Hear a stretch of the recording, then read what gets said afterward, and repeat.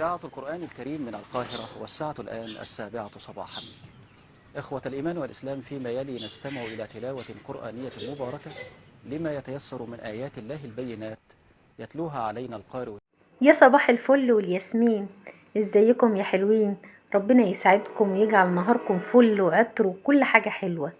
زي ما انتوا شايفين بدأنا يومنا، وكان معانا فرختين كده او 3 قلنا ننضفهم ونظبطهم ونشوف يومنا النهاردة وهنعمل اكل ايه.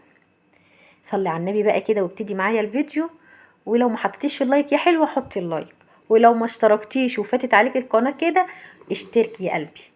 بصي يا ستي، زي ما انت شايفة كده انا معايا 3 فرخات نضفتهم حلو، وابتديت بقى اعمل لهم محلول النقع بتاعي. محلول النقع عبارة عن ايه؟ هحط ليمون وهحط ملح، هحط بقى كل الحاجات اللي عندي فيها يعني ايه معترة، مثلا زي الورق اللوري، زي الحبهان، طماطم، جنزبيل، كل الحاجات اللي انت عايزه. لو عندك بصل برضو حطي.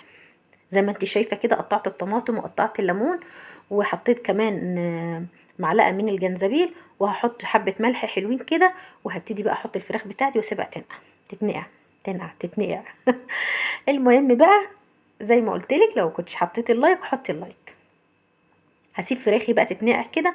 طبعا هحط الكبد لوحديها عشان خاطر الكبد بتغير لون الفراخ. انا هنا بقى بقول لكم اصبروا عليا شويه. وجبت الفراخ بتاعتي وهبتدي بقى اقسمها.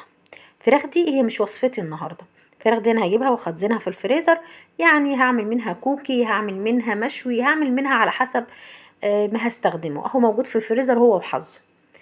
لكن اكلتنا النهارده اكله تانية وبعيده خالص عن الفراخ، هنشوفها في اخر الفيديو او في نص الفيديو على حسب بقى ما الشريط هياخدنا ويودينا. المطبخ متغير يا ام اياد، ما احنا اتفقنا لو في فيديو كده ولا كده هنحط اللي كده، فمش عايزين نتكلم بقى عشان اليوتيوب ما ياخدش باله منه. المهم انت حطي اللايك عشان انا شفت فيه مشاهدات، في تفاعل. القناه لسه بادئه جديده يعتبر، لان انا كنت منقطع عنها فتره، بس ما شاء الله حاسه انا راضيه والله. هي مشاهدات قليله جدا بس حلوه بالنسبه للقناه لسه بادئه وما اتشافتش. كون في زياده فدي حاجه حلوه، ان انا 50 60 حد بيتفرج عليا، فان شاء الله يبقوا 600 و700، هيبقوا 6000 و70000 ان شاء الله. انا عشمانه في وجه الله خير، وان شاء الله ربنا يكرمني بدعمكم، وان القناه في يوم من الايام تتشاف. المهم هنرجع بقى، احنا بنقسم فراخنا وهنشوف هنعمل ايه. كالعاده بسجل الفيديو اخر الليل، انا بحاول بس يعني انتوا عارفين ان بسجله دلوقتي الساعه 2:30، فبسجله طبعا تقولين نايمه على حجري. لو سمعتوا صوتها بقى ولا حاجه، يا ما شاء الله نفسها بيبقى عالي شويه، اعذروني يعني. كلنا بقى معانا اطفال وعارفين الموضوع ده. هقطع الفراخ بقى زي ما احنا شايفين، وهبتدي بقى اشتغل بعد ما اخلص الفراخ كده واكيسها واحطها في الفريزر. هبتدي اعمل الوصفه بتاعتي. ما تخلصي كده وتقولي لنا الوصفه بتاعتك ايه، بدل ما انت عماله بقى كده تحنسينا. لا هقولك النهارده انا هعمل طاجن عكاوي، بس طاجن وصايه بصراحه، طاجن حلو. الطاجن عباره عن يعني قطعة كده من او العكوة. عموما العكوة دي اللي هي بتبقى ديل الذبيحة اهي، دي العكوة. بقطعها وطبعا بغسلها غسلة كويسة قوي، وبعد كده بيبقى عندي مية مغلية بحط العكاوي متقطعة فيها، بسيبها لما تتسلق وتاخد السوى الكامل بتاعها. وبعد كده بعمل صلصة بقى حلوة. عندك بقى بواقي صلصة من بتاعة المحشي، عندك صلصة مسبكة لها للسمك وفاض منك شوية طبق كده وحطيتيه في الفريزر. كل ده بينفع في وقت الزنقة. انا اوقات كتيرة بيبقى عندي اكلات، ومثلا انا فاض مني شوية صلصة من بتوع المحشي، فاض مني شوية صلصة من اي حاجة يعني، بضطر اعمل ايه بقى، بضطر احط في الفريزر. وقت كده بجمع دي ودي واعمل منها ايه وصفة. ولو مثلا الطماطم غالية يعني الحاجات دي بتنفع. زي ما انت شفتي انا حطيت العكاوي في الشوربة، وحطيت كمان بصل وحبهان وورق لوري، وحطيت قرن فلفل، وحطيت كمان طماطمايه، اللي انا حطيته ناعم ده جنزبيل على فكرة، جنزبيل بودر. حطيت قرفة عود زي ما انتم شايفين كده، وحطيت سنة قرفة من البودر. سبت بقى العكاوي تغلي وتستوي معايا، وكان عندي حبة مواعين كده، فانا عايزة اكمل بقى المطبخ بتاعي واشتغل والمطبخ نظيف. هشطب شوية المواعين اللي انتم شايفينهم دول، وهرجع للطاجن بتاعي.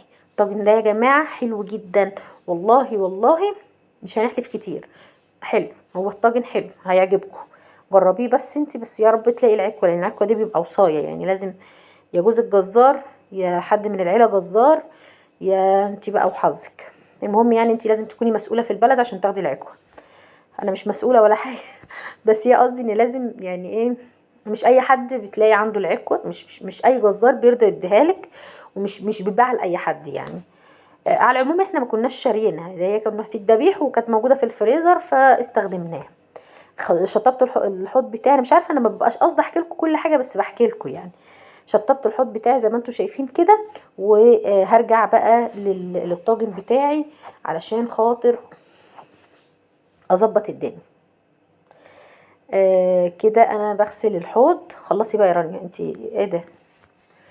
المهم هغسل الحوض بتاعي كل حاجه. الحوض يا جماعه يعني هو حوض الجيران، ما انا عارفه ان هو بتاعي. الحوض يا جماعه الحوض الستانلس بنغسله وتشطبي بقى حوضك كده حلو ومطبخك عشان تعرفي تقفي فيه بروقان يعني. هو الحوض مش راضي يخلص. المهم يعني مش عارفه اقول ايه الكلام خلص لحد كده.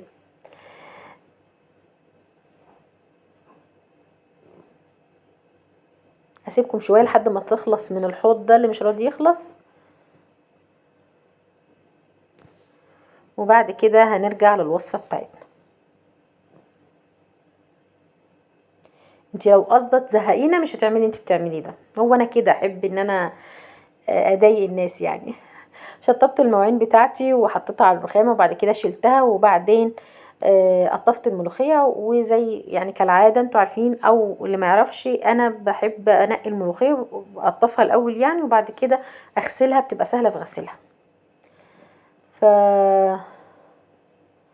فلا هي حلوه كده انك انت تقطفيها وبعد كده تغسليها. انت بتسرحي منا فين بصراحه؟ انا بسمع ارطغرل بس يعني ايه، مش معلي الصوت عشان التسجيل بتاعكم. ففي لقطات كده بتحضرني زي ما بيقولوا. المهم بقى جبت حله وحطيت فيها سمنه وحطيت فيها زيت، وحطيت كمان مقدار من الشعريه، وهحط مقدار من الرز. وهعمل بقى النهارده الطاجن بتاعي هيبقى عباره عن او الفيديو عموما الاكله عباره عن رز محمر وملوخيه، وكمان هعمل اللي هو الطاجن بقى اللي هو الاساسي بتاع الوصفه. قلبت الرز في السمنه الشعريه، وبعد كده نزلت عليها بالرز زي ما احنا شايفين كده. هقلب كله في بعضيه لحد ما الرز بتاعي يشرب من السمنه بتاعته كده ويتحمر فيها. وبعد كده هروح نازله عليه بمقدار من الشوربه. ما عندكيش شوربه وعايزه برضو حطي مقدار من الميه، وزودي السمنه شويه لو انتي هتعمليه بميه. وعايزه اقولك ان الرز بالميه بيبقى عمره اطول من الرز بالشوربه. هنا في طاجن كبير وفي طاجن صغير. الطاجن الصغير ده انا كنت ناويه احط فيه، بس لقيت الموضوع هيبقى كبير عليه شويه، وهيبقى الطاجن صغير على مقدار العكوه اللي عندي. فروحت عامله ايه، غيرت الطاجن وحطيت في الطاجن الكبير اللي انتوا هتشوفوه في النهايه او هتشوفوه في بدايه الفيديو زي ما هينزل. كده كانت العكاوي بتاعتي استوت. بصي اللحمه او الكوارع او العكوه، اي حاجه فيها لحوم بتاخد وقت، حاولي تسيبيها تستوي براحتها. هنا كنت نقلت الطاجن فحطيته في الطاجن الكبير وجرنشه كده بالقرن الفلفل ده. الرز بتاعي كان متحمر ويدوبك ان انا هطشه. نرجع بقى لموضوع اللحوم. في ناس بتحب اللحوم يعني مش بتشد شويه، مش هنقول نص سوا لان نص سوا مش هتتاكل، بتشد شويه. في ناس بتفضلها كده، مع ان هو الافضل انك انت تحطيها مستويه قوي عشان خاطر اللحمه بتحتاج هضم كتير، يعني بتجهد الجهاز الهضمي في هضمها. فلما تبقى مستويه الدنيا بتبقى مظبوطه شويه، لان هو طبعا بيبقى بتحتوي على حديد، والحديد انتوا عارفين ان هو امتصاصه بيبقى صعب شويه، فبيتعب الجهاز الهضمي. وعايزه افهمك عشان كده بيقولوا ان مقدار من اللحمه لو كل يوم مهما تاكلي هو انت بتستفادي بحاجه بسيطه، 100 جرام متهيالي او حاجه زي كده، مش متذكره قوي عشان ما افتيش. بس هو هضم اللحوم عموما بيبقى ايه صعب شويه. فنحاول ان احنا ما ننزلهاش نيه عشان ما نعرفش ناكلها، لا سويها كويس قوي في الشوربه ولو هتحطيها في طاجن اديها سنه، يعني ايه، سيبي لها براح شويه عشان هي تكمل سواها في الطاجن، بالذات لو الطاجن فخار بياخد وقت على ما بيهدى، فالسخونيه دي بتزود معايا سوى الحاجه. صلينا بينا على النبي بقى كده. صلوا على النبي.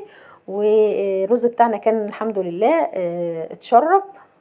وهعمل بقى شويه ملوخيه عجب معايا بقى، معلقه من الثوم المفروم وعليه شويه بقى، ومعلقه كده من الكزبره الناشفه. الملوخيه بالكزبره الناشفه لها طعم تاني. معلش يا جماعه انا بسجل فيديو والله وانا فعلا بنعس يعني، ولا ايه مش فاهمه.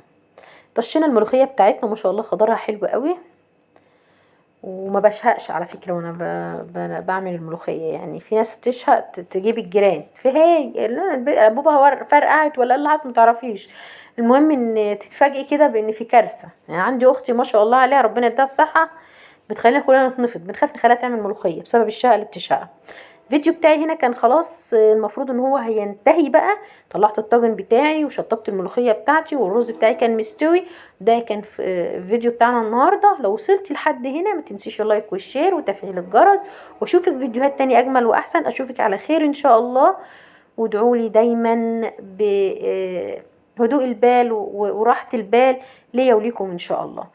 دعوة لاخواتنا في فلسطين، ربنا ينصرهم نصرا عجيبا يتعجب له اهل الارض والسماء يا رب، اللهم امين.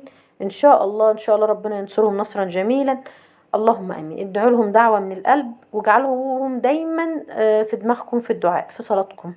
ربنا ينصرهم يا رب كده، وربنا يرأف بحال الامهات والاولاد كل من فقد حبيب. سلام عليكم.